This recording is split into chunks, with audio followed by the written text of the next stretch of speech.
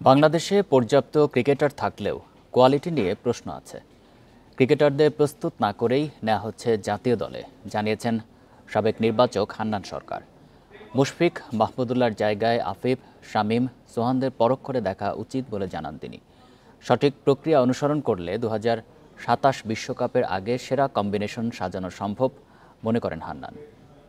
এই ঈদে জামা জুতো অ্যাক্সেসরিজের ডিসকাউন্ট।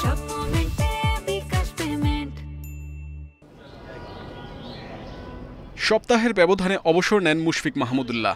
দুই অভিজ্ঞ ক্রিকেটার জায়গা ছেড়ে দিয়েছেন তরুণদের জন্য। 2027 বিশ্বকাপ পরিকল্পনায় কারা পূরণ করবেন তাদের শূন্যতা। পর্যাপ্ত ক্রিকেটার থাকলেও তাদের মান ও সামর্থ্য নিয়ে প্রশ্ন আছে। ক্রিকেটার আছে, কিন্তু আপনি যদি বলেন কোয়ালিটি ক্রিকেটার, সেই জায়গাটায় কোশ্চেন মার্কটা চলে আসে। কোয়ালিটি কিছু প্লেয়ার রয়েছে, তাদের দিকে ক্রিকেট বোর্ড নজর রাখছে, তাদেরকে প্রসেসের মধ্যে রেখেছে। এক্সপিরিয়েন্স দুজন প্লেয়ার যারা বাংলাদেশ ক্রিকেটে এত লম্বা সময় সার্ভিস দিয়ে গেছে, তাদের রিপ্লেসমেন্ট এত সহজেই পাওয়া সম্ভব না। বাট রিপ্লেসমেন্টে যারা রয়েছে তাদেরকে আরেকটু প্রপার মোটিভেশন এবং টেকনিক্যাল জায়গা থেকে যদি কাজ করে নিয়ে যাওয়া যায়, আমার বিশ্বাস সেটা অবশ্যই তারা ডেলিভার করতে পারে। অনূর্ধ্ব 19 দলে দারুণ পারফর্ম করলেই জাতীয় দলে সুযোগ পান অনেকে। অপরিণত ক্রিকেটার আন্তর্জাতিক মঞ্চে প্রত্যাশা পূরণে ব্যর্থ হয়ে জায়গা হারান।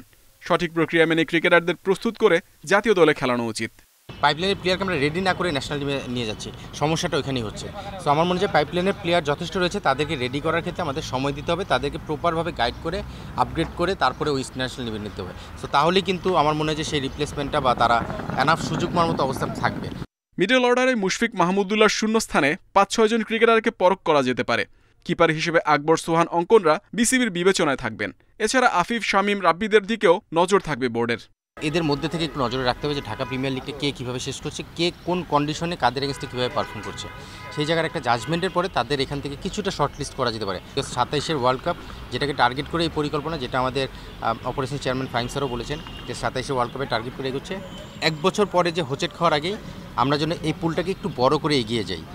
দীর্ঘমেয়াদী পরিকল্পনায় 2027 বিশ্বকাপের জন্য এগুতে চায় বিসিবি। সঠিক প্রক্রিয়া অনুযায়ী কাজ হলে তারুণ্যনির্ভর দল নিয়ে ভালো কিছু সম্ভব, বিশ্বাস হান্নানের। Muhammad Nazim, Independent News, Dhaka.